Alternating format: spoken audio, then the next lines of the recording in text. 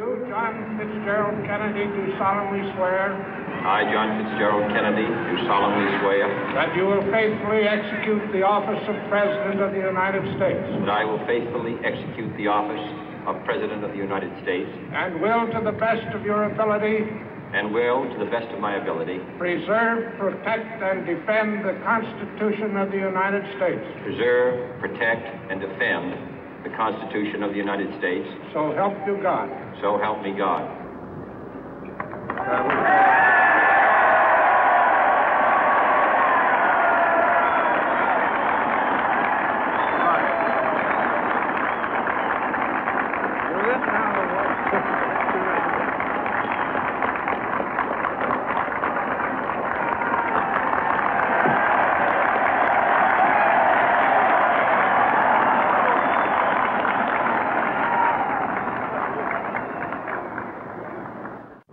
Vice President Johnson, Mr. Speaker, Mr. Chief Justice, President Eisenhower, Vice President Nixon, President Truman, Reverend clergy, fellow citizens.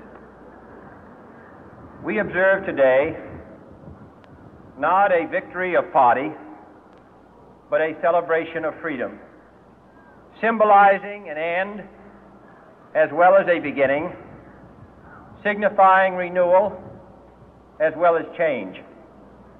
For I have sworn before you and Almighty God the same solemn oath our forebears prescribed nearly a century and 3/4 ago.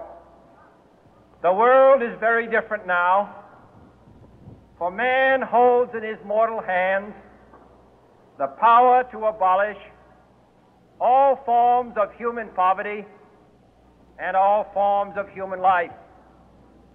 And yet the same revolutionary beliefs for which our forebears fought are still at issue around the globe.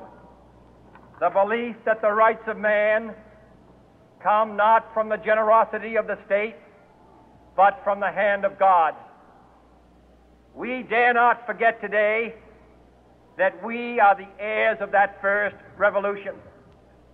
Let the word go forth from this time and place to friend and foe alike that the torch has been passed to a new generation of Americans born in this century, tempered by war, disciplined by a hard and bitter peace, proud of our ancient heritage, and unwilling to witness or permit the slow undoing of those human rights to which this nation has always been committed and to which we are committed today at home and around the world.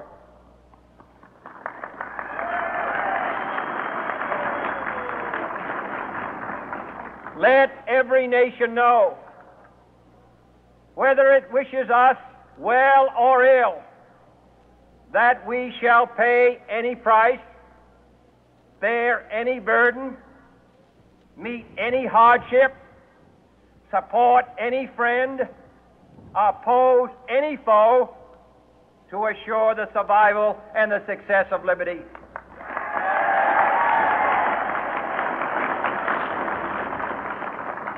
This much we pledge and more.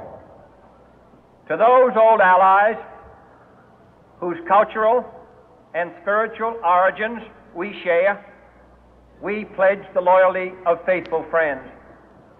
United, there is little we cannot do in a host of cooperative ventures. Divided, there is little we can do, for we dare not meet a powerful challenge at odds and split asunder.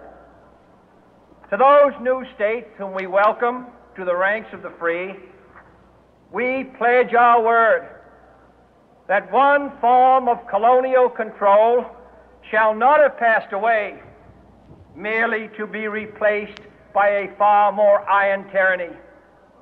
We shall not always expect to find them supporting our view, but we shall always hope to find them strongly supporting their own freedom, and to remember that in the past, those who foolishly sought power by riding the back of the tiger ended up inside.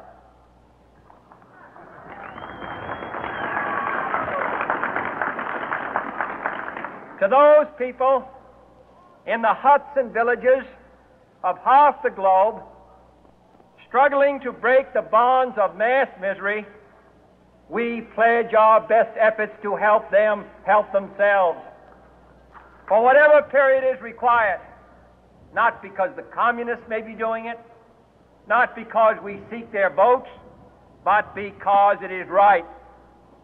If a free society cannot help the many who are poor, it cannot save the few who are rich.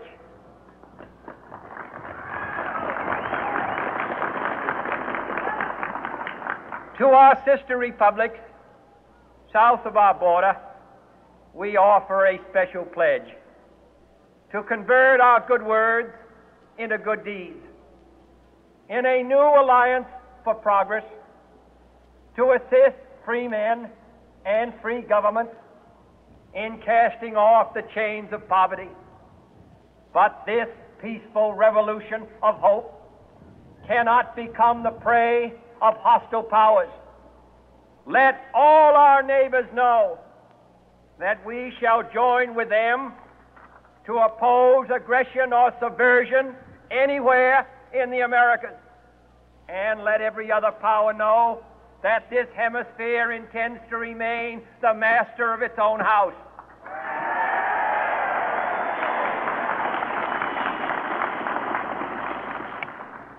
To that world assembly of sovereign states, the United Nations, our last best hope, in an age where the instruments of war have far outpaced the instruments of peace, we renew our pledge of support to prevent it from becoming merely a forum for invective, to strengthen its shield of the new and the weak, and to enlarge the area in which its writ may run.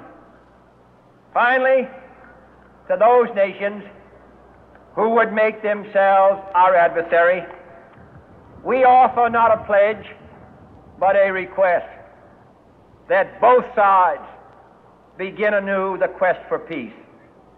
Before the dark powers of destruction, unleashed by science, engulf all humanity in planned or accidental self-destruction, we dare not tempt them with weakness, for only when our arms are sufficient beyond doubt can we be certain beyond doubt that they will never be employed. But neither can two great and powerful groups of nations take comfort from our present course, both sides overburdened by the cost of modern weapons, both rightly alarmed by the steady spread of the deadly atom, yet both racing to alter that uncertain balance of terror that stays the hand of mankind's final war. So let us begin anew, remembering on both sides that civility is not a sign of weakness, and sincerity is always subject to proof. Let us never negotiate out of fear, but let us never fear to negotiate.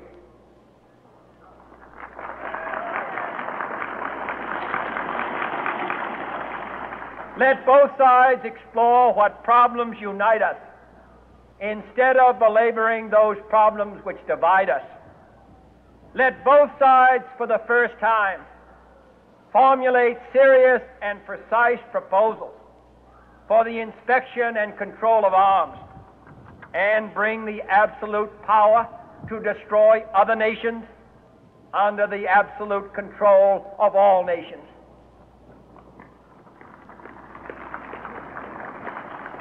Let both sides seek to invoke the wonders of science instead of its terrors. Together, let us explore the stars, conquer the deserts, eradicate disease, tap the ocean depth, and encourage the arts and commerce. Let both sides unite to heed in all corners of the earth the command of Isaiah to undo the heavy burden and let the oppressed go free.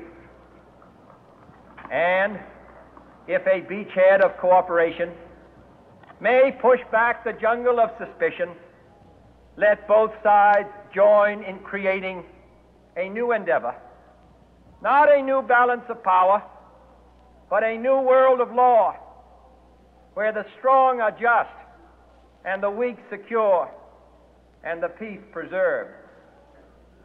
All this will not be finished in the first 100 days, nor will it be finished in the first 1,000 days, nor in the life of this administration, nor even perhaps in our lifetime on this planet.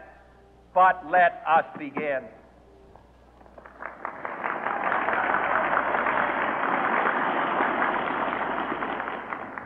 In your hands, my fellow citizens, more than mine, will rest the final success or failure of our course.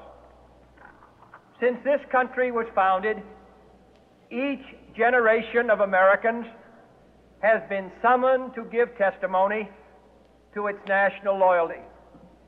The graves of young Americans who answered the call to service surround the globe. Now the trumpet summons us again, not as a call to bear arms, though arms we need, not as a call to battle, though in battle we are, but a call to bear the burden of a long twilight struggle, year in and year out, rejoicing in hope, patient in tribulation, a struggle against the common enemies of man, tyranny, poverty, disease, and war itself. Can we forge against these enemies a grand and global alliance, north and south, east and west, that can assure a more fruitful life for all mankind? Will you join in that historic effort?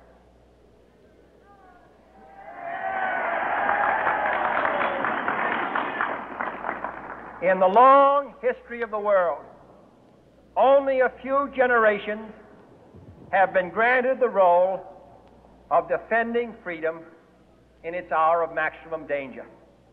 I do not shrink from this responsibility. I welcome it.